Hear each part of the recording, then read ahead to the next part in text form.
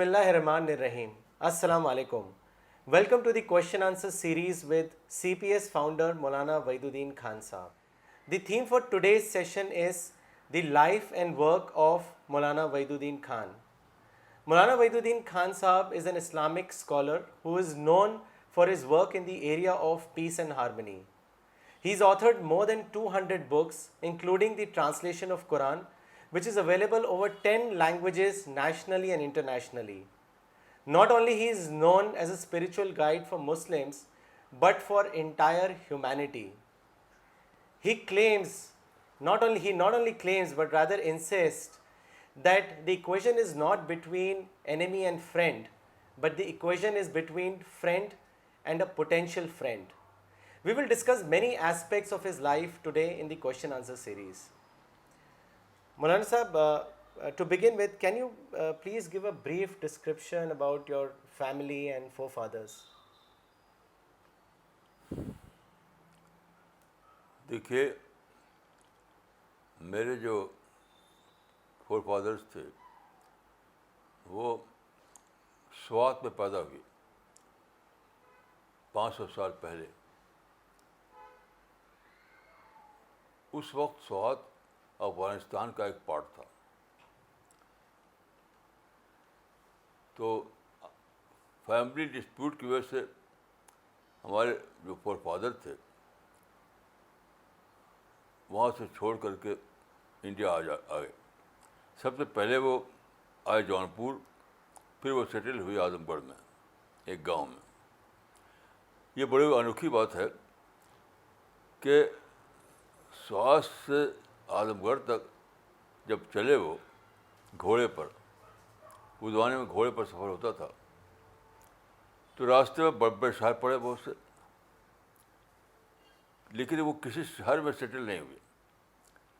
اب میں سوچتا ہوں کہ یہ میری زندگی کا بہت بڑا واقعہ تھا، کیونکہ شہروں میں اس زمانے میں آپ جانتے ہیں کہ یہ برٹش پیریڈ تھا. یہ ہر جگہ بس پالٹکس. تو ایک گاؤں میں پیدا ہونے کی وجہ سے میں پالٹکس سے بچ گیا. پورے معنوں میں میرے اندر ایک نان پولیٹیکل تھنکنگ پیدا ہوئی. پھر دیکھیے،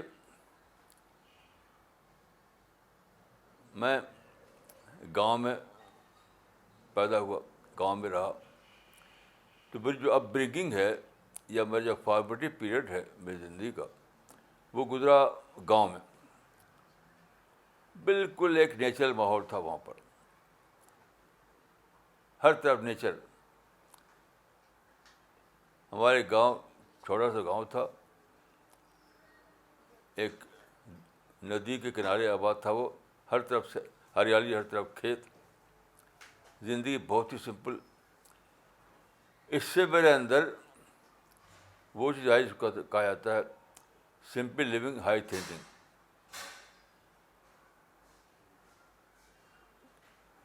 یہ کبھی نہ ہوتی اگر میں کسی شہر میں پیدا ہوا ہوتا.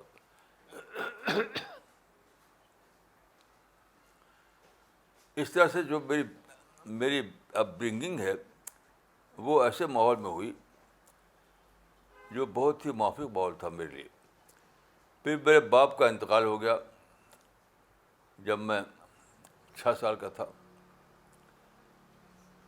یہ یتیم ہو گیا میں. دیکھیے، یتیم ہونا ایک بہت ہی بڑا تجربہ ہوتا ہے کسی انسان کے لیے.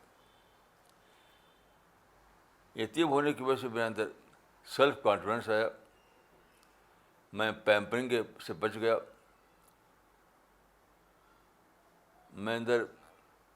میرے حالات کے نتیجے میں اندر ریئلسٹک اپروچ آیا. یہ سب ہوا. تو میں سمجھتا ہوں کہ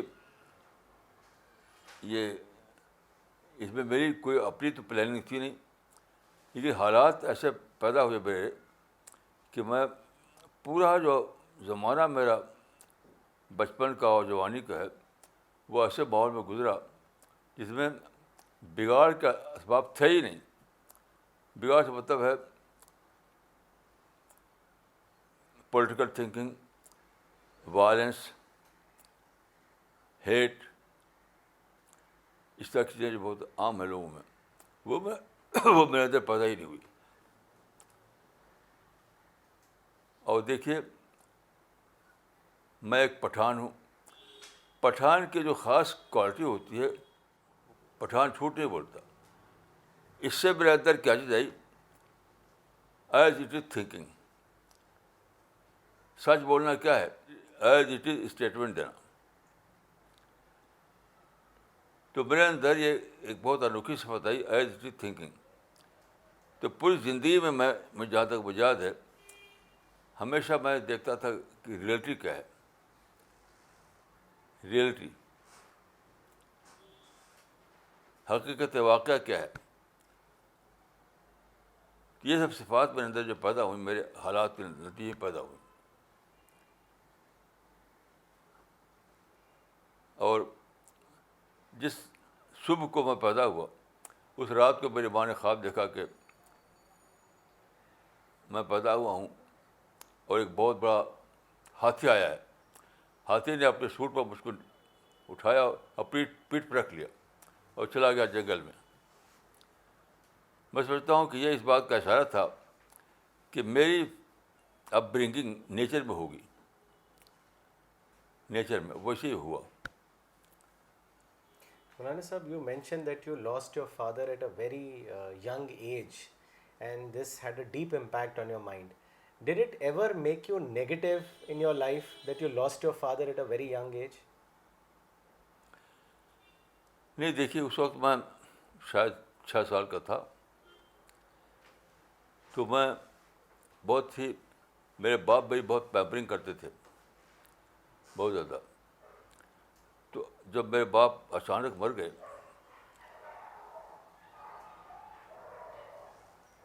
تو میں بالکل چپ ہو گیا. میری ماں کہتی ہے کہ اس بات بولنا بند ہو گیا میرا, کیونکہ جو پیمپرنگ کرنے والا میرا باپ تھا وہ مجھے چھن گیا. تو اس کے نتیجے میں میرے اندر وہ آ گئی, چپ رہنا. یہ تو بہت اچھا ہوا میرے لیے, یعنی پیمپرنگ سے بچ گیا میں, ڈیپ تھنکنگ آ گئی میرے پاس. چپ رہنا کیا ہے, ڈیپ تھنکنگ. تو بجائے کسی نگیٹو سائڈ میں جانے کے, میں پازیٹیو سائڈ میں چلا گیا. یہ سب پازیٹیو باتیں ہیں کہ self confidence, thinking, realistic approach, اور کوئی کمپلین نہیں کسی کے خلاف, کیونکہ میں کسی کمپلین کروں, جو تھا جس سے میں کرتا وہ تو مر گیا. میرے پاس کوئی نہیں تھا جس کے میں کمپلین کروں. تو بہت ہی نیچرل ماحول میں میری پرورش ہوئی, اور میں سمجھتا ہوں کہ یہ بہت ہی انوکھا واقعہ میرے لیے ہوا. جو جن لوگوں کو میں جانتا ہوں ان میں سے غالباً کسی کا ایسا نہیں ہو کسی کے ساتھ. Mulana Sahab, coming on to your education part, you studied in a madrasa, in an Islamic seminary, whereas all your family members did secular education. So was your decision of studying in a madrasa your decision, or was it a decision of your family? دیکھیے, ہماری family میں, ہماری اپنی جو direct family تھی اس میں کوئی بڑا تو رہا نہیں. ہم لوگ بچے تھے, باپ مر گئے. اب ہمارے بڑے جو تھے وہ صوفی عبد المجید خان تھے, ہمارے چچا تھے وہ. تو ان کا ایک آبسیشن تھا کہ فیملی میں ایک مولوی ہونا چاہیے. وہ خود ایک اسپریچول قسم کے آدمی تھے. تو ان کا یہ آبسیشن تھا کہ فیملی میں سب لوگ انگلش پڑھ رہے ہیں, ایک مولوی ہونا چاہیے. اس آبسیشن کے تحت انہوں نے مجھے مدرسے میں داخل کیا, اور سارا خرچہ وہی دیتے تھے, سارا خرچہ وہی دیتے رہے. تو یہ صوفی عبد المجید صاحب کا, یعنی اس کا کریڈٹ جاتا ہے کہ انہوں نے مجھے مدرسے میں پڑھوایا. اور مدرسے میں پڑھنے کی وجہ سے میری جو بیس بنی, اس کی مذہبی بیس بنی. اگر میں مذہب نہ پڑھتا تو میری کوئی مذہبی بیس نہ ہوتی.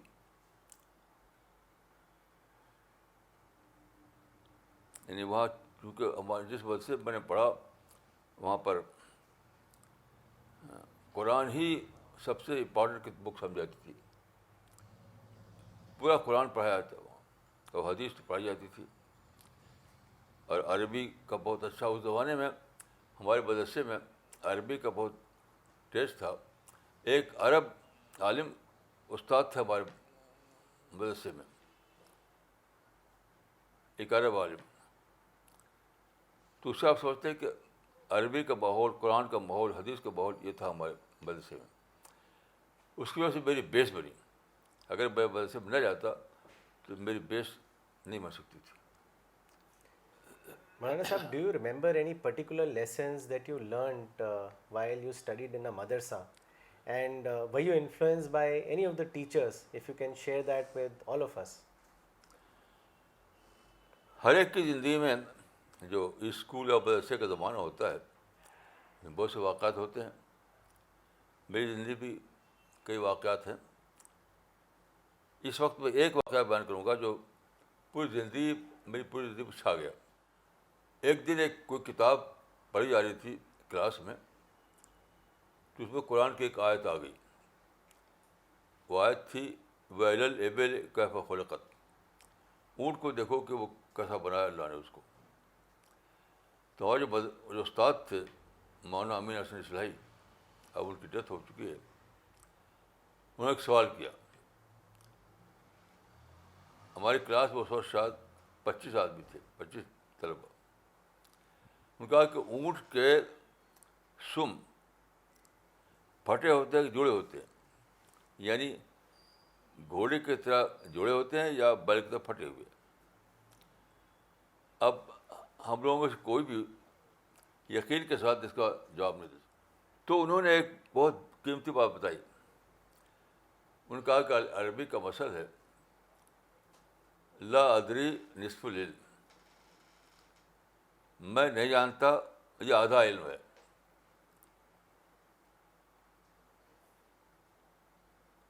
اس کا مطلب یہ تھا کہ جب کسی بات کے بارے میں تم یہ جانو کہ میں جانتا نہیں اس کو, تو جب وہ جو سامنے آئے گی تو فوراً اس کو بہت غور سے دیکھو گے. تو انہوں نے کہا کہ تم لوگ یہ نہیں جانتے تھے کہ ہم اونٹ کے سم کے بارے میں نہیں جانتے.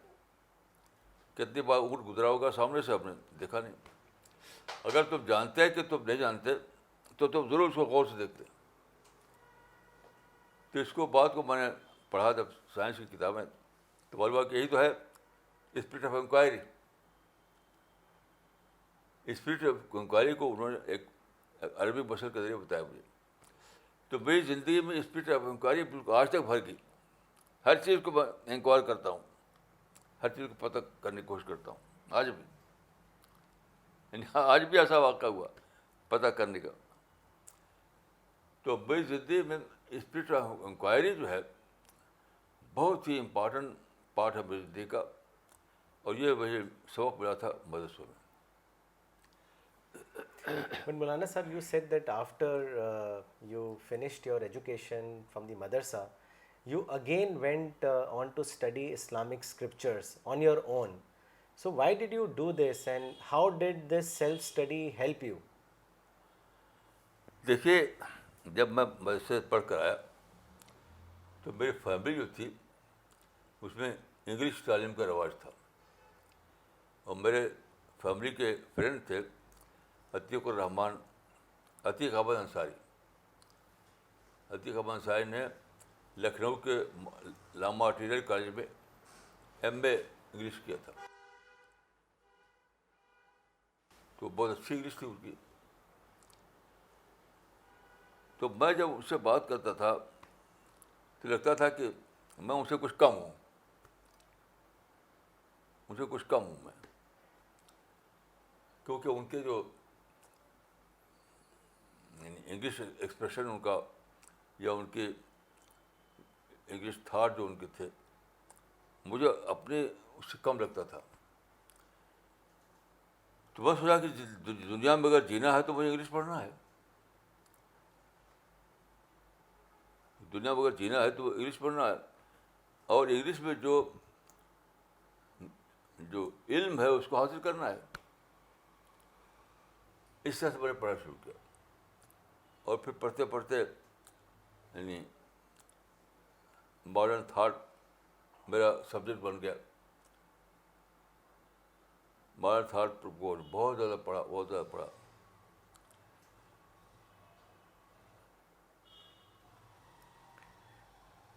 تو میرے اپنی فیملی کے حالات جو تھے وہی مجھے اس طرف لے گئے کہ میں دوبارہ یعنی لرننگ کروں. مدرسے کی ایجوکیشن کافی نہیں ہے. تو ایک طرف میں دو کام کیا. میں نے ایک طرف قرآن حدیث کو دوبارہ پڑھا, یعنی ری اسٹڈی کی, اور دوسری طرف میں نے انگریزی اور علوم کو پڑھا. تو یہ دونوں میں بہت دنوں تک پھنسا رہا, مشغول رہا. پھر وہ وقت آیا کہ جب میں دلی آیا 1967 میں, تب سے میری ریزلٹی شروع ہوتی ہے. دلی میں آنے کے بعد 1967, جی. یعنی یوں کہنا چاہیے کہ 1967 سے پہلے میرا جو پیریڈ تھا وہ سیلف ٹریننگ کا پیریڈ تھا, اور 1967 کے بعد جو ہوا وہ ہوا مشر کا period. In fact, Maulana Sahib, you just mentioned that after your classical Islamic learning, you went on to study the modern thought. So we would like to know a little more in detail that why did you feel the need of studying the modern thought or the Western science, and how did it help you?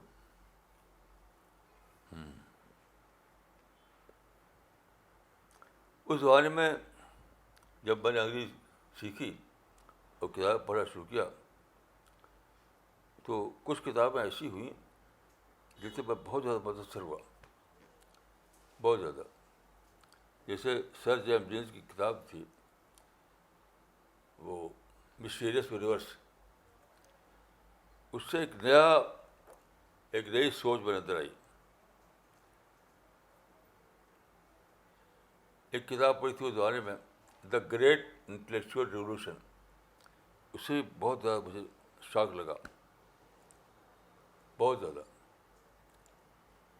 پھر ایک کتاب پڑھی, اصل میں Julian ہکسلر نے ایک کتاب لکھی تھی, مین اسٹینڈس الون. وہ بلحت آدمی تھا وہ, مین اسٹینڈس الون. تو کریسی وارسن نے کتاب لکھی, man does not stand alone. یہ کتاب بہت مجھے اس سے فائدہ ہوا. تو پڑھتا رہا اس طریقے سے. تو اتنا زیادہ میں نے پڑھا کہ میرا جو اسٹائل ہے اردو کا وہ انگریکائزڈ اسٹائل ہے. یعنی اردو جو ہے انگلش یعنی اسٹائل میں. یہاں سے ایک پروفیسر انور علی خاصود انگلش پڑھاتے تھے وہ جامعہ میں. تو وہ کہتے تھے کہ آپ کی اردو کا ترجمہ بہت آسان ہے انگلش میں, کیونکہ وہ ہوتی اردو اسٹائل انگلش ہوتا ہے. تو اس لیے ہوا کہ بعد کے زمانے میں بہت زیادہ ہر وقت انگریزی کتابیں پڑھتا تھا, اس کی ورڈنگ یاد کرتا تھا. ایک زمانہ یہ تھا کہ میں سمجھتا کہ شاید ڈکشنری کے سارے الفاظ میں نے رٹ ڈالے ہیں, ایسا لگتا تھا مجھے. تو اس طرح سے میری زندگی بنی. اور چونکہ مدرسے کی جو تعلیم میری تھی وہ مجھے پکڑے رہی. اگر مدرسے کی تعلیم نہ ہوتی تو اب بھاگ جاتا میں, صرف انگریزی پڑھتا. تو یعنی انگریزی پڑھنے کے زمانے میں وہ میری جو مدرسے کی تعلیم تھی وہ مجھے پکڑے یعنی باقنے نہیں دیا. جی. تو جیسے اسپیڈ بریکر ہوتا ہے سڑکوں پر, تو تو میں نے اتنا زیادہ انگریزی چیزیں پڑھی تھی کہ میں اسی پہ گم ہو جاتا میں. لیکن میری مدرسے کی ایجوکیشن تھی وہ مجھے پکڑ رہی. اس لحاظ سے بہت بڑا رول ہے میری زندگی میں مدرسے کی ایجوکیشن کا. But Maulana Sahab, how did your study of Western thought or the modern thought change in terms of presenting Islam as compared to how the traditional Islamic scholars were doing at that point of time? If you can share something on that. دیکھیے ایک بہت بڑی چیز جو مجھے ملی یعنی انگریزی کتابیں پڑھنے سے وہ تھی آبجیکٹو تھنکنگ. مدرسے میں ہمیں ایسی نہیں ملی تھی. آبجیکٹو تھنکنگ ہمیں مدرسے میں نہیں ملی تھی, یہاں ملی. تو بہت زیادہ میں آبجیکٹو ہو گیا, بہت زیادہ. تو میں نے ڈسکور کیا کہ جو ہماری ٹریڈیشنل نالج ہے, ٹریڈیشنل جو کانسیپٹ ہے, آج کے مائنڈ کو وہ اپیل کرنے والا نہیں ہے. آج کے مائنڈ کو اپیل کرنے کے لیے اس کے لیول پہ بولنا پڑے گا, اس کے مائنڈ کو ایڈریس کرنا پڑے گا.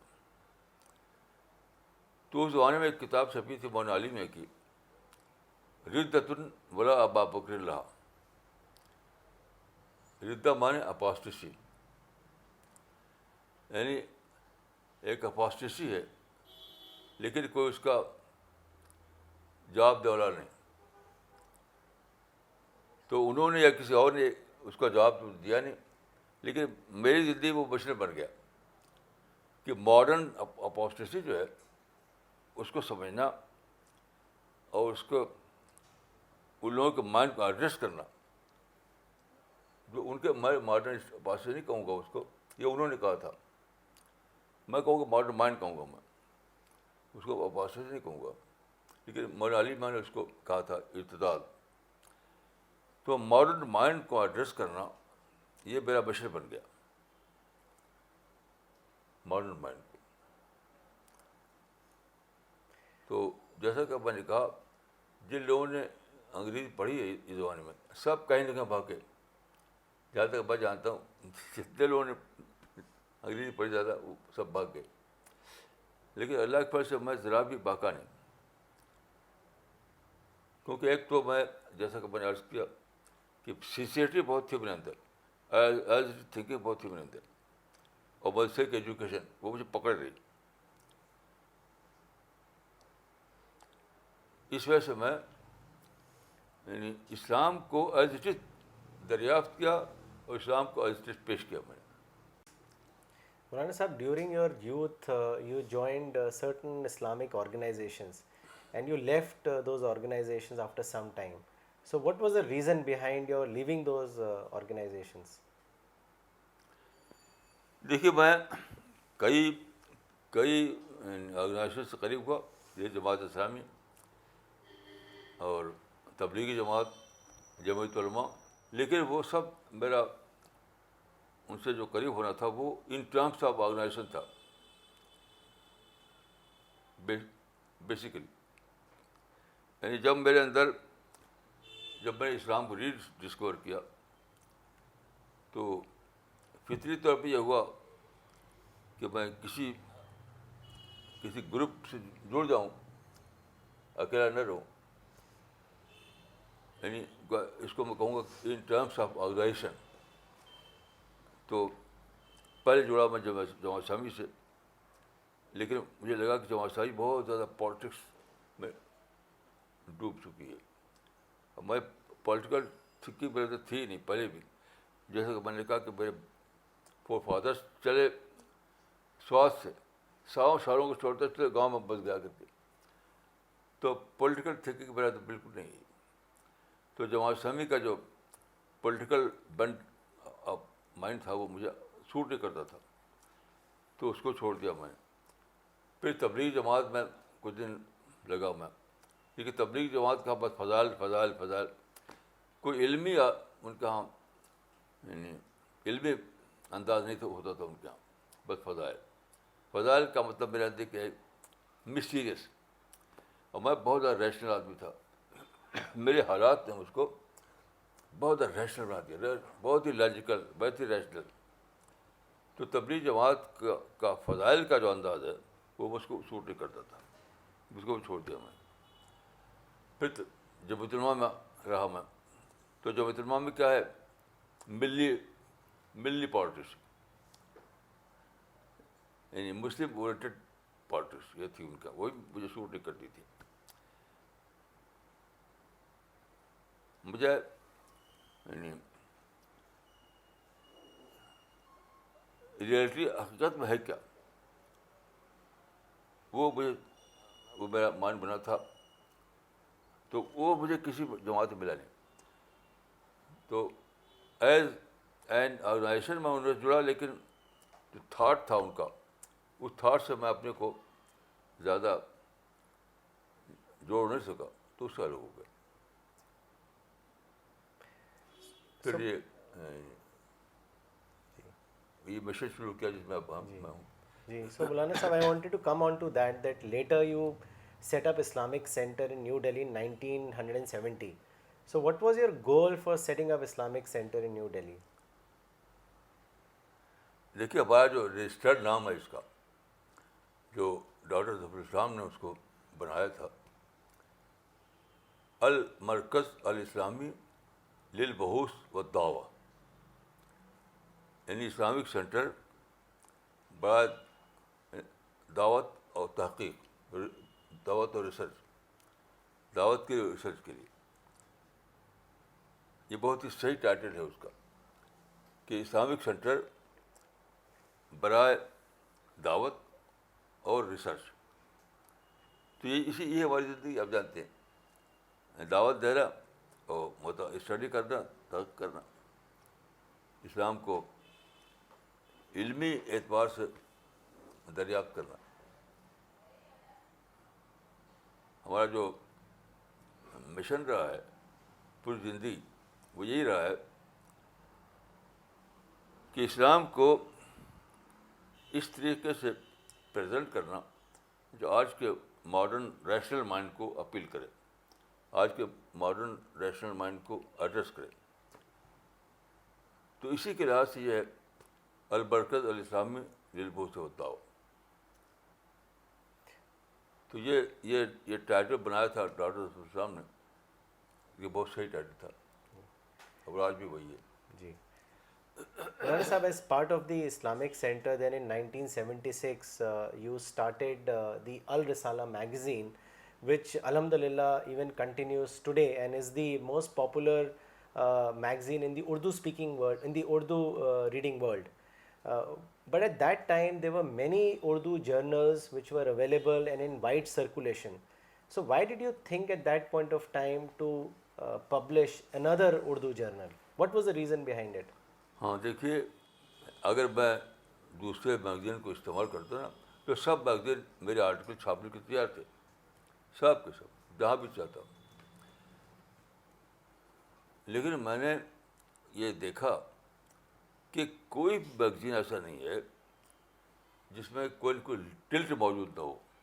ٹلٹ کا مطلب یہ ہے کہ کوئی پارٹی اس طرح جھکا ہوا ہے، کوئی ملت کی طرف جھکا ہوا ہے، کوئی مٹیریل کی طرف جھکا ہوا ہے. یعنی پیور ریئلٹی، پیور ٹروتھ کسی کا کنسرن نہیں ہے.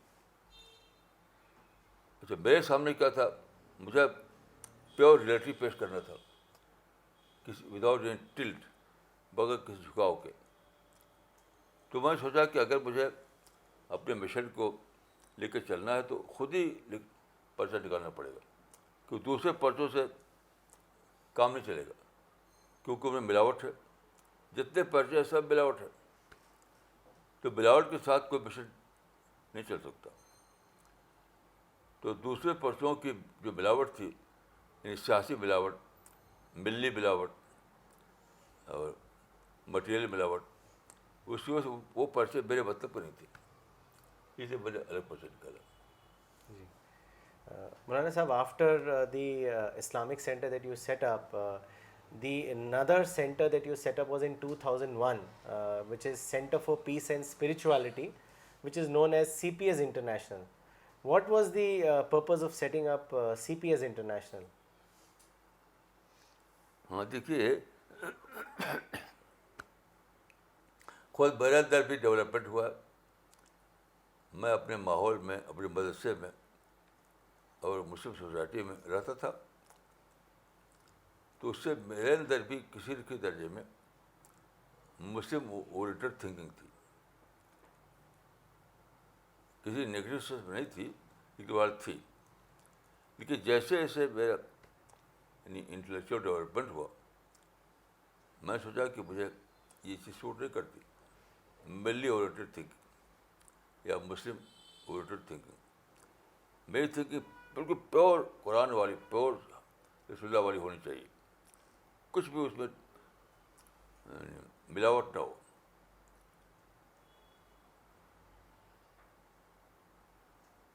تو اس طریقے سے یعنی وہ وقت آیا کہ میں نے سوچا کہ یعنی ایک پلیٹ فارم ایک اور ہونا چاہیے جس میں لفظ اسلام نہ ہو، تو وہ زیادہ لوگوں کا یعنی زیادہ وہ شاید کمپریسو بن سکے گا. جی. تو ایک تو اسلام کا ٹائٹل تھا، اسلامک سینٹر کا. تو دوسرا آپ نے بنایا کہ جو اس میں لفظ اسلام نہ ہو، اگر تو مسجد تو وہی ہوگا، تب centre for peace of spirituality بنایا. یہ میرے اپنے ڈیولپمنٹ کا ایک ایکسپریشن تھا، کیونکہ شروع میں اپنے ماحول، اپنے مدرسے کی وجہ سے میرے اندر کہیں نہ کہیں کچھ نہ کچھ مسلم اورینٹڈ تھنکنگ تھی. اس سے جب باہر آیا میں، تو اس کی ضرورت پیش آئی کہ ایک پیور اسلامک تھاٹ کے لیے ایک پرچہ ہو، ایک پلیٹ فارم ہو. اس کے لیے ہم نے سینٹر فار پیس بنائی. جی. But Maulana Sahib, you always keep saying that the Muslim community needs to have a positive mindset. In fact, your lectures, your writings, and the continuous guidance that you keep on giving to Muslim community all over the world aims in doing that. Can you give an example? What do you mean by positive mindset or a positive personality? دیکھیے، سب سے بڑی مثال یہ ہے کہ اس 200-300 سال کے درمیان مسلمانوں پر سب سے زیادہ جو سوچ غالب رہی وہ تھی ویسٹرن یعنی ڈومینیشن، جس کا اظہار ہوا کولونیل پاورز کی شکل میں. تو سارے مسلمان، دنیا بھر کے مسلمان نگیٹو بن گئے، کیونکہ انہوں نے دیکھا کہ ویسٹرن پاورز نے ہمارے مغل امپائر کو ختم کر دیا، ٹرکش امپائر کو ختم کر دیا، ہمارا ڈومینیشن ختم کر دیا.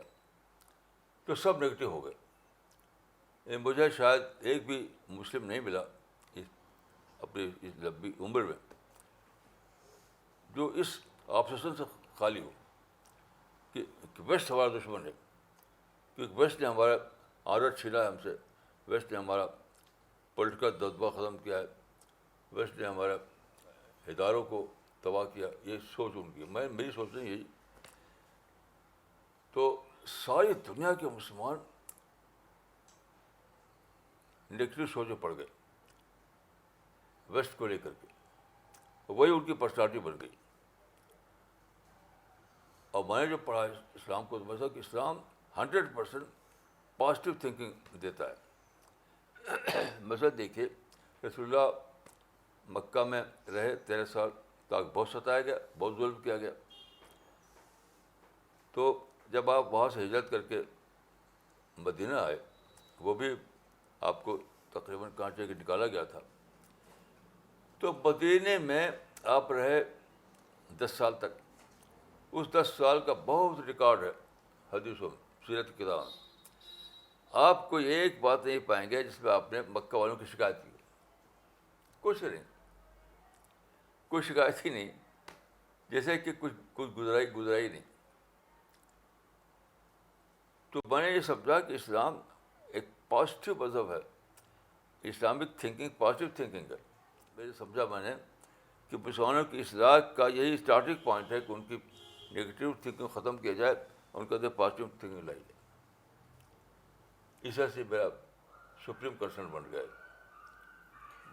Maulana Sahab, in fact, your work and your efforts show deep concern and well-wishing for entire humanity. Uh, we want to know, how did you develop this mindset? If you could share that with all of us.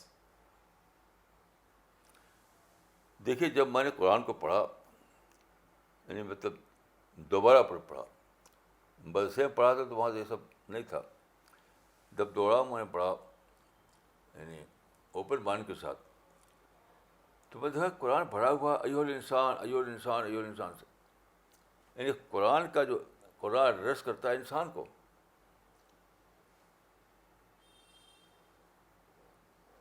تو اس کو معنی قرآن ساری humanity کو ایک نظر دیکھتا ہے, پوری ہیومینٹی کو. اور الناس جو ہے وہ انسان کا جمع ہے, تو کیا آتا ایھا الانسان, کیا آتا ایھا الناس, دونوں وہی مطلب ساری ہیومینٹی. تو میں نے سوچا کہ مسلمانوں کا اندر جو سوچ آئی ہے وہ ان کی غلط سوچ ہے. وی انتے کانسیپٹ کے اندر آ گیا, مسلم اور کافر کانسیپٹ آ گیا. یہ اسلام کی سوچ نہیں ہے. اسلام کی سوچ سارے انسان کو ایک نظر سے دیکھنا. جیسے رسول اللہ کا واقعہ ہے کہ ایک یہودی کے جنازے کو رسپیکٹ میں کھڑے ہو گیا, تو کسی نے کہا یہ تو یہودی کا جنازہ تھا, تو آپ نے فرمایا الیس نفسا, مطلب کیا وہ انسان نہیں؟ تو آپ کی نظر میں جیسا میں انسان ویسے وہ بھی انسان, مسلم بھی انسان, یہودی بھی انسان. تو مجھے سمجھ آیا کہ مسلمان جو ہے ان کا ڈیریٹمنٹ ہوا ہے, وہ ہٹ گئے ہیں اسلام کی اصلی تعلیم سے. اصلی تعلیم یہ ہے کہ سارے انسان کو ایک سمجھو, کوئی فرق مت کرو. اس طرح سے میرے اندر یہ بات آئی. You also often say that Muslims need to rediscover Islam and non-Muslims need to discover Islam. Can you elaborate, Maulana Sahab, what do you mean by this? دیکھیے, اس زمانے میں مسلم اور نان مسلم دونوں ہی اسلام کے بارے میں, یعنی جو ریئل ٹیچنگ ہے اسلام کی, اس سے بے خبر ہو گئے. بے خبر, یعنی نان مسلم سمجھتے ہیں کہ اسلام مسلمانوں کا مذہب ہے. نان مسلم سمجھتے ہیں کہ اسلام جو ہے مسلمانوں کا کمیونٹی ریلیجن ہے. اور مسلمان کیا سمجھتے ہیں کہ مسلمان نے اسلام کو اپنا فخر بنا رکھا ہے, فخر, پرائڈ. تو دونوں طرف غلطی ہے, ادھر بھی ادھر بھی. تو میں سمجھتا ہوں کہ اسلام کو اس کے ٹرو پکچرس کے ساتھ سمجھنا دونوں کے لیے ضروری ہو گیا ہے. جو ریئل پکچر ہے, جو اس کی اصل ہے, اس سے وہ بھی بے خبر, وہی بے خبر. تو ایشو کو میں کہتا ہوں کہ نان مسلم کو اسلام کو ڈسکور کرنا ہے اور مسلمانوں کو اسلام کو ری ڈسکور کرنا ہے. تو وہ کہتے ہیں اپنے کو مسلمان وہ, حالانکہ صحیح اسلامی تعلیم پر نہیں ہے وہ قائم. تو اسے کہتا ہوں ری ڈسکور کرنا ہے. Maulana Sahab, you have been working your entire life in the area of peace and harmony, but we see today that there is violence in the name of the religion. Do you think you have succeeded in conveying the peaceful message of Islam to all? دیکھیے, اپنے result کو اسس کرنے کے لیے آپ کے پاس دو طریقہ ہوتا ہے. ایک ہے ماس لیول پر جج کرنا, اور ایک ہے انڈیویجول لیول پر جج کرنا. تو یہ ہمیشہ یہ بات رہی ہے ہمیشہ, کہ اگر آپ ماس لیول پر دیکھیں گے تو انبیاء کو بھی آپ دیکھیں گے, انبیاء تو کچھ ہوا نہیں ان کے زمانے میں, کیونکہ انڈیویجول تو ملے ان کو, سارے محض نہیں ملے. تو میرے نزدیک صحیح جو طریقہ ہے جج کرنے کا وہ یہ ہے کہ آپ ماس لیول پر نہ دیکھیں بلکہ انڈیویجول لیول پر دیکھیں. تو اس طرح سے جب دیکھتا ہوں تو ہزاروں لوگ ہمارے بشر سے متاثر ہوئے ہیں, اپنی زندگی کو بدلا انہوں نے, ایک دو نہیں, ہزاروں لوگ. تو ماس لیول پر جج کرنا غلط ہے, کیونکہ پھر انبیاء کی پر جج کریں گے آپ تو وہاں پہ نظر آئے گا. تو میں اپنے مشن کو ایک بہت ہی کامیاب مشن سمجھتا ہوں, اور وہ اسی لحاظ سے کہ ماس لیول پر جج کرنے میں آپ کو دوسری پکچر دکھائی دے گی, لیکن آپ انڈیویجول لیول پر جب دیکھیں گے تو آپ دیکھیں کہ بہت سے افراد ہیں جن کی زندگیاں بدلی ہیں, وہ ہمارے ساتھی بنے. But Maulana Sahib, you are often seen as critical of Muslims all the time. Why is this so? دیکھیے یہ کرسچن نہیں ہے, عربی کا ایک مسئلہ ہے, من ہوا ناس ہو کا خیر لکھا ممن ہوا مادہ ہو کا. جو تمہاری تعریف کرتا ہے وہ زیادہ آسانی تمہارے لیے, زیادہ اچھا وہ ہے جو تمہیں تنقید کرتا ہے. تعریف کرنے سے ایک سپیریٹی کمپلیکس آئے گا, پرائڈ آئے گا. اگر آپ تعریف کریں تو اس سے کوئی پازیٹیو افیکٹ تو پڑے گا نہیں, کچھ نہیں ہوگا. لیکن جب آپ کرٹیسائز کریں تو نئی سوچ آئے گی, اپنا سیلف کریکشن آئے گا. لیکن کرسچن کو مانے ہیلدی کرسچن, کرسچن کو مطلب بہت ہی scientific Christian, healthy Christian, objective Christian, ایسی کرسچن سے خیرخوائی کا جذبہ شامل ہو, وہ تو بہت بڑی بلیسنگ ہے, بہت بڑی رحمت ہے. تو یہ کوئی کام نہیں ہے کہ آپ تعریف کریں اپنے لوگوں کی.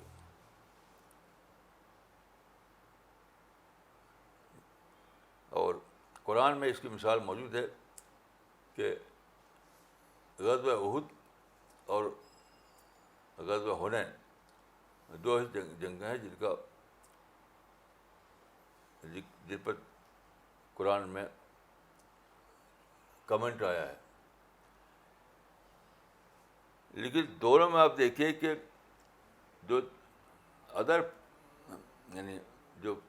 ادر سائڈ تھی, مسلمانوں کے جو خلاف جو لوگ تھے, ان کو ایک لفظ نہیں کہا, کچھ بھی نہیں کہا, حالانکہ انہوں نے ظلم کیا تھا. مسلمانوں کے دونوں موقع پر ان کی غلطی کو پوائنٹ آؤٹ کیا کہ تم نے حنین کے موقع پہ غلطی ہوئی تم سے, احد کے موقع پہ تم سے یہ غلطی ہوئی. اور جن لوگوں نے ظلم کیا تھا, اٹیک کیا تھا, ان کو کچھ بھی ایک لفظ نہیں کہا. تو یہ تو قرآن کا طریقہ ہے کہ تعریف سے کوئی فائدہ نہیں, اصلاح کرو تاکہ لوگ ان کو کرٹیسائز کرو, یعنی ہیلدی کرٹیسزم, تاکہ ان کے اندر سیلف کریکشن کا جذبہ پیدا ہو, انٹراسپیکشن آئے, سیلف کریکشن آئے. Maulana Sahib, you have followers all over the world, including Pakistan. But you often criticize Pakistan.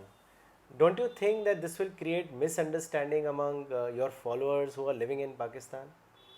ہرگز نہیں, کیونکہ میری کرسچن ویسے نہیں ہوتی جیسے دوسروں کی ہوا کرتی. اندھا دھند تنقید کرتے ہیں لوگ. آپ دیکھیے الیکشن میں ابھی جو ہوا ہمارا, دونوں فریق ان کو برا کر رہے, وہ ان کو برا کریں.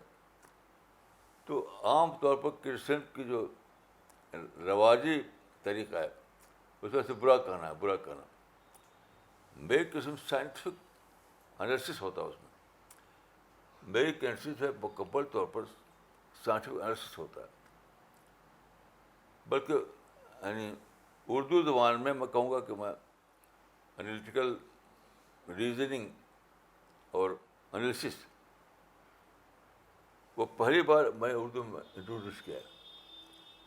میری تنقید کو یا میری کرسچن کو کرسچن کے بجائے انالیسس کرنا چاہیے, کیونکہ وہ انالیسس ہوتی ہے, سائنٹیفک انالیسس. میری تنقید نہیں ہوتی, وہ سائنٹیفک انالیسس ہوتا ہے. تو جو پڑھتا ہے تو وہ سوچتا ہے کہ تو بات صحیح لکھ کہہ رہے ہیں. پاکستان کے ایک صاحب جو وہ ہیں وکیل ہیں, اسلام آباد میں رہتے ہیں, وہ آپ آئے تھے اسی کمرے میں، ہمارے آفس سے بات ہو رہی تھی. تو بات کرتے کرتے وہ کہتے ہیں کہ آپ کی کتاب، میں آپ کی سب کتابیں پڑھی ہیں میں نے، تو آپ کی کتابوں میں مگر ایک خرابی ہے. بہت تعریف کی پہلے انہوں نے، جی بہت تعریف کی، پھر کہتے ہیں کہ آپ کی کتاب میں ایک خرابی ہوتی ہے. تو میں پوچھا کیا؟ ان کا کہ آپ کی کتاب پڑھنے کے بعد کسی اور کی کتاب پڑھنے کا جی نہیں چاہتا. آپ کتابیں پڑھنے کے بعد کسی اور کی کتاب پڑھنے کا جی نہیں چاہتا. تو میری تنقید وہ کرسچن نہیں ہوتی ہے، وہ سائنٹیفک انالیسس ہوتا ہے. اس سے آدمی کو فوڈ ملتا ہے. دیکھیے اگر آپ ایسی بات کہیں جس سے آدمی کو فوڈ ملے تو ہرگز برا نہیں مانے گا. وہ برا جب مانے گا جب فوڈ نہ ملے. جی تو جب آپ میری کتاب ہے، آپ کوئی بھی کتاب میری پڑھ لیجیے، اس میں آپ کو فوڈ ملے گا. کرسچن آپ بھول جائیں کہ اس میں کرسچن ہے، انٹلیکچوئل فوڈ. تو جب آپ انٹلیکچوئل فوڈ دے رہے ہوں تو کوئی اس کو برا نہیں مان سکتا. اس لیے پاکستان والے بہت شوق سے پڑھتے ہیں ان کتابوں کو، بہت شوق سے، کیونکہ اس میں ان کو انٹلیکچوئل فوڈ ملتا ہے. جی Maulana Sahib, you've also worked extensively for communal harmony in India, and because of your work, many militants have actually abandoned the path of violence, and they have adopted the peaceful method, and they have moved themselves towards the path of progress. What is it that you tell these people that changes their mindsets and they move towards positivity? What is the secret formula? دیکھیے یہ جو لوگ ہیں، میرے دیو کا case ان awareness کا case ہے. یہ سوسائڈ بم کرتے ہیں جو لوگ، جو ملٹری چلاتے ہیں، ان سب کا کیس ان اویئرنیس کا کیس ہے. اور جب آپ کسی کا ان اویئرنیس کو ختم کر دیں، وہ اس قابل ہو جائے کہ وہ چیزوں کو ازر دیکھے، تو آدمی لگتا ہے کہ یہ تو سچائی ہے، یہ تو صحیح بات ہے. تو یاد رکھیے کوئی آدمی خود اپنے آپ کو ڈینائی نہیں کر سکتا. اسی وقت رہتا ہے جب آپ برا بھلا کہیں، برے بھلا سب و سب کی زبان بولیں، تو اس سے آدمی ریئیکٹ کرے گا. اگر برا بھلا کہیں صرف تو آدمی ریئیکٹ کرے گا. لیکن اگر آپ بہت زیادہ ریئلٹی بتا دیں، ریئلٹی بہت زیادہ، جو بات واقعتاً ہے وہ بتا دیں اس کو، اور اس کے ان اویئرنیس کو توڑ دیں، اس کے ان اویئرنیس کو توڑ دیں، تب وہ سچائی کو دیکھنے لگتا ہے ایز اٹ از. تو وہ اس کا اپنی بات ہو جاتی ہے. اس کا مائنڈ قبول کر لیتا ہے جب، تو اس کی اپنی بات ہو جاتی ہے. تو کیسے کوئی اپنی بات کو نہ مانے، اپنے آپ کو کوئی کیسے ڈینائی کرے؟ میں سمجھتا ہوں کہ یہی وجہ ہے. Maulana Sahib, 2 weeks back, you gave a lecture in one of the Delhi University where you advised the Muslims that they should not be negative towards the West. In fact, you've often emphasized the contribution of West in your writings. But Muslims in general are seen to be negative towards the West. Why is this so? اصل میں دیکھیے، یہ 18ویں صدی میں جب European قومیں داخل ہوئیں ایشیا میں، افریقہ میں، اس وقت مسلمان یہاں رول کر رہے تھے. یعنی آٹمان امپائر، مغل امپائر قائم تھی. تو پہلا ٹکراؤ ہوا مسلم حکومتوں سے. اور چونکہ ویسٹرن نیشن جو تھی، نئی طاقتوں سے وہ مسلح تھی، تو وہ جیت گئی، یہ لوگ ہار گئے. مغل سلطنت ٹوٹ گئی، آٹمان امپائر ختم ہو گیا. تو اس وقت مسلمان جو ہیں آبجیکٹیوٹی کھو دی، انہوں نے آبجیکٹیو کھو دی. کیونکہ وہ لوگ جو آئے تھے یہ اس کا صرف ایک آسپیکٹ تھا کہ انہوں نے آپ کی سلطنت کو توڑ دیا. زیادہ بڑا آسپیکٹ دوسرا تھا کہ انہوں نے آپ کو ماڈرن چیزیں دیں, سائنٹیفک ایجوکیشن دیا, ماڈرن کمیونیکیشن دیا, ماڈرن یعنی کانسیپٹ آف بزنس دیا انہوں نے. یہ ساری زندگی بدل دی. یہ چمچے اسپون سے لے کے ایئرپورٹ ہوائی جہاز تک سب انہوں نے دیا ہے. اسپون سے لے کر ہوائی جہاز سب انہوں نے دیا ہے. تو جتنے مسلمان ساری دنیا کے ہیں جی رہے انہیں چیزوں میں. کسی مسلمان گھر میں چلے جائیے, سارا ویسٹرن چیزیں ہوں گی. اس کا جو آرکیٹیکچر ہے ویسٹرن ہوگا, جو کچن ہوگا وہ اس میں ویسٹرن سامان ہوگا, جو چیزیں فرنیچر ہوگا وہ بھی ویسٹرن طریقے کا ہوگا. تو اس کے معنی ہے کہ جب آپ ویسٹ کے خلاف نفرت کریں تو آپ کو منافق بننا پڑتا ہے. منافق اسی سے فائدہ اٹھا رہے اور اسی کے خلاف بول بھی رہے ہیں. تو آج دیکھیے سارے مسلمان بڑے فخر سے کہیں گے میرا بیٹا فلاں یعنی یورپ میں سیٹل ہو گیا ہے, میری بیٹی امریکہ میں سیٹل ہو گئی, اور اسی کو برا بھی کہتے ہیں. یہ تو منافقت ہے. تو جب مسلمان مغرب سے نفرت کریں گے تو بہت بھاری قیمت دینی پڑے گی. ایک منافق بننا پڑے گا ان کو, منافق. تو آپ منافق بننے کا افورڈ نہیں کر سکتے. اگر آپ سچے ہیں اپنی تنقید ان کو نفرت کرنے میں تو آپ کو امریکہ یورپ کو چھوڑ دینا چاہیے, وہاں سے کچھ بھی نہیں لینا چاہیے. تو آپ کہیں جائیں گے کیسے؟ پھر چلے جائیں گے آپ اس زمانے میں جب کہ انسان پہاڑوں کے کھو میں رہتا تھا. تو اس کیسے رہ سکتے ہیں آپ؟ تو میں یہ کہتا ہوں کہ مسلمانوں کو یعنی جو مغرب سے نفرت کرتے ہیں یہ بہت ہی دنیا کے اعتبار سے ہے کہ آپ ترقی نہیں کر پائیں گے. ساری ریسرچ انہوں نے کی ہے, سارا ڈیولپمنٹ انہوں نے کیا. اس کی ایجوکیشن لینا پڑے گا آپ کو, اس سے لرننگ کرنی ہوگی آپ کو, تو آپ ترقی کریں گے. تو ترقی پیچھے ہو جائیں گے آپ. اور اس سے بڑی چیز ہے کہ آپ منافق بن جائیں گے, کیونکہ اسی سے فائدہ بھی اٹھائیں گے, اسی کو برابر بتائیں گے.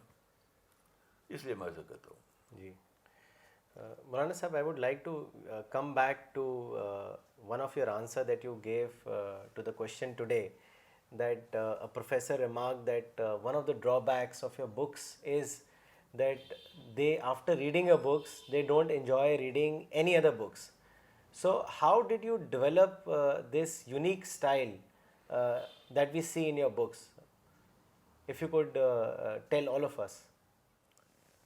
دیکھیے میرے سمجھ سے تو اس کا راز صرف ایک ہے, وہ یہ ہے کہ ہماری کتابیں ماڈرن ایڈیم میں ہوتی ہیں, اور کوئی ایک بھی عالم دنیا بھر میں نہیں ہے, نہ عرب میں نہ عرب سے باہر, جو ماڈرن ایڈیم میں لکھتا ہو. کوئی بھی نہیں. تو آج کا جو مائنڈ ہے اس کے لیول کی کتابیں ہوتی نہیں دوسروں کی کتابیں. جو کہتے ہیں کہ یعنی فکری مستویٰ کا مطلب انٹلیکچوئل لیول. ہماری کتابیں آج کے انسان کے انٹلیکچوئل لیول پر ہوتی ہیں, یعنی سائنٹیفک اسٹائل, سائنٹیفک دلائل, سائنٹیفک ریزننگ. اور دوسری کتابوں جیسے میں ایک مثال دیتا ہوں آپ کو, یعنی ایک مشہور عرب عالم ہے, مصر کے ہیں وہ, یعنی اب ڈیتھ ہوگی ان کی, سید قطب. سید قطب کی کتاب ہے امریکہ التی رایتو. سید قطب گئے تھے امریکہ, وہاں 3 سال رہے تھے. تو 3 سال رہنے کے بعد انہوں نے ایک کتاب لکھی تھی جو غالباً 1950 چھپی تھی, امریکہ التی رایتو, یعنی دا امریکہ آئی ہیو سین. تو اس کتاب میں کیا لکھا انہوں نے صرف وہاں کے کلچرل اسپیکٹ. تو بس عورتیں ڈریس ان کا ایسا ہوتا ہے کہ باڈی کھلی رہتی ہے, یا شراب پیتے ہیں, یا ڈانس ہوتا ہے ان کی مجلسوں میں. تو امریکہ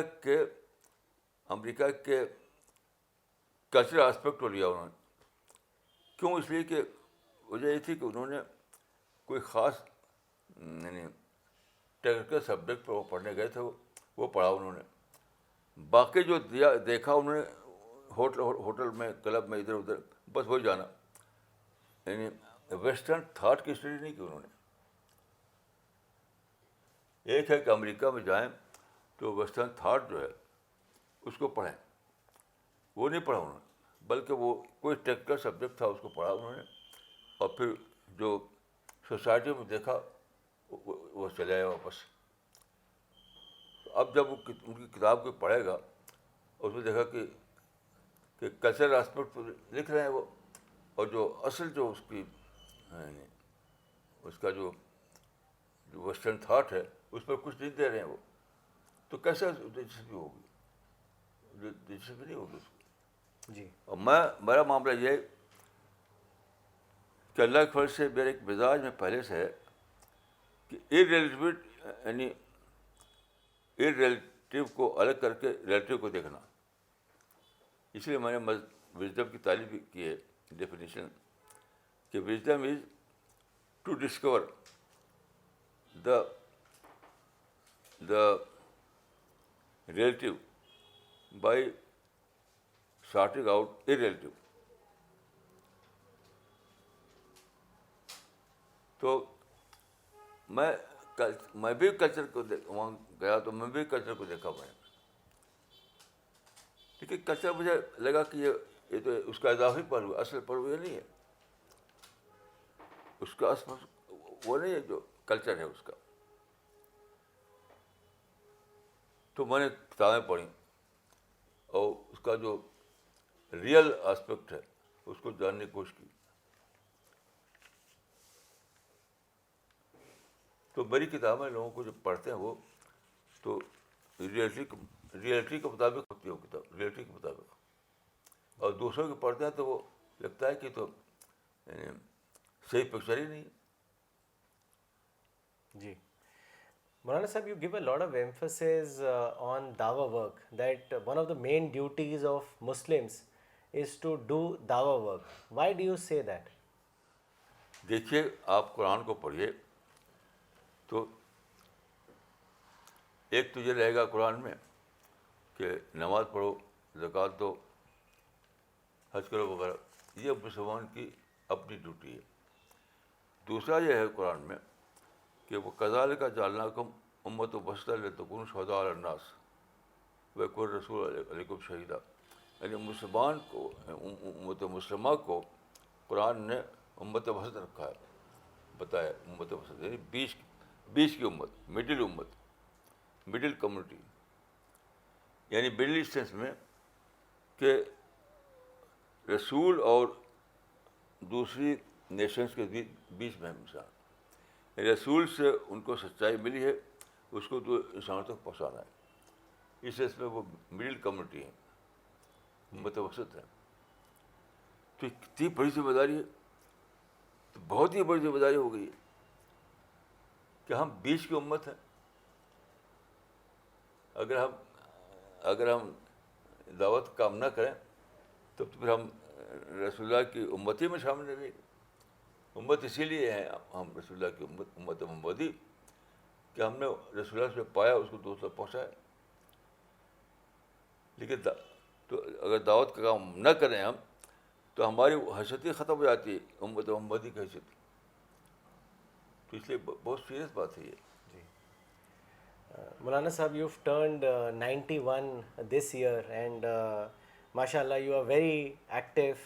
You write on a continuous basis, you give lectures. What is the secret of your good health and undying enthusiasm? We would all like to know from you. میں بس سمجھتا ہوں کہ میں آخری حد تک پازیٹیو آدمی ہوں. ایک یعنی نگیٹو تھنکنگ کا آئٹا بھی میرے اندر نہیں ہے. اور یہی میری اسٹرینتھ ہے, یہی میری طاقت ہے. آپ میرا آپریشن کریں تو میرے باڈی میں کہیں ایک ذرہ برابر بھی نگیٹیوٹی نہیں ملے گی. جیسے میں آج کی بات بتاتا ہوں آپ کو, میں سوچتا رہتا ہوں ایک آدمی جس کو میں سمجھتا تھا کہ وہ میرا دشمن ہے, اور سب لوگ اس کو سمجھتے ہیں کہ وہ میرا دشمن ہے, آج میں ڈسکور کیا کہ وہ میرا بہت بڑا یعنی سپورٹر ہے وہ آدمی. تو میں اس کے لیے دعا کرنے لگا. یعنی آج کی بات کر رہا ہوں جی. کہ خدا اس کو جنت میں جگہ دے. تو میں اتنا زیادہ پازیٹیو ہوں کہ اپنے دشمن کو بھی میں اپنا یعنی سمجھتا ہوں کہ اس کا بھی میری زندگی میں ایک رول ہے. تو نگیٹیوٹی سے بالکل میں یعنی خالی ہوں. میرے پرسنالٹی میں سوائے پازیٹیوٹی اور کچھ بھی نہیں. یہی میری اسٹرینتھ ہے. Maulana Sahab, thank you so much for your time today, and we pray to God Almighty that He gives you a very long and healthy life so that you keep on guiding the entire humanity. Entire humanity needs you today. Uh, Thank you for watching the question answer series of CPS International. How did you find today's question answer session? Please write to us with your feedback and your inputs on info@cpsglobal.org. We'll be back next Saturday, same time. Thank you.